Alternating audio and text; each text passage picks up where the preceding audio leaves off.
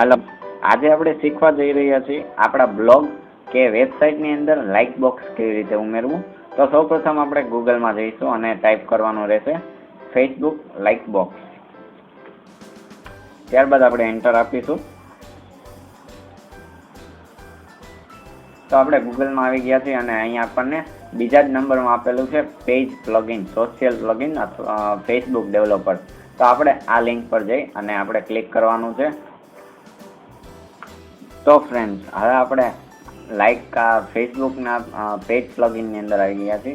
હવે આપણે અહીંયા ફેસબુક પેજ URL છે, ત્યાં આપણે ફેસબુકની જે પોતાની URL છે તેને કાઢી અને આપણી URL ત્યાં મૂકવાની રહેશે. તો આપણને આપણી URLની ખબર હોવી જોઈએ. તો મને ખબર છે મારી URL facebook.com RAJ Rajdeep Halvadiya છે. મારા પેજની લિંક આ છે. તો આને હું કોપી કરી લઈશ, આટલી રાજદીપ હળવદિયાને.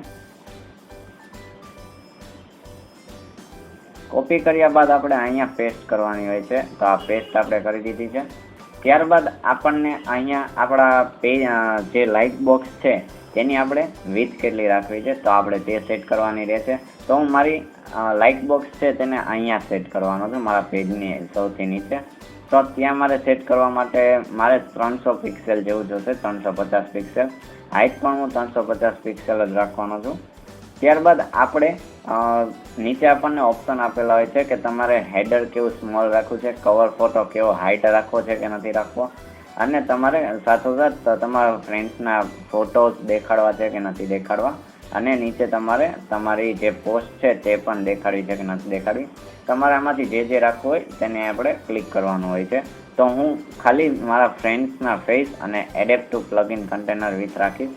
ત્યારબાદ આપણે ગેટ કોડ આપણે કરવાનું રહેશે. તો ગેટ્સ પર આપણે ક્લિક કરવાનું હોય છે. ત્યારબાદ આપણને ફેસબુક એક કોડ આપે છે. આ કોડને આપણે સૌપ્રથમ તો સ્ક્રિપ્ટ છે એટલે આપણે ઉપર HTML આપણું જે ચાલુ થતું હોય તેની ઉપર આપણે મૂકવાનું હોય છે. અને આને આપણે જ્યાં આપણે મૂકવાનું હોય, જેમ કે મારે અહીંયા મૂકવું છે તો હું અહીંયા એના કોડ પર મૂકી દઈશ. તો આવી રીતે આપણે લાઇક બોક્સ મૂકી શકીએ છીએ.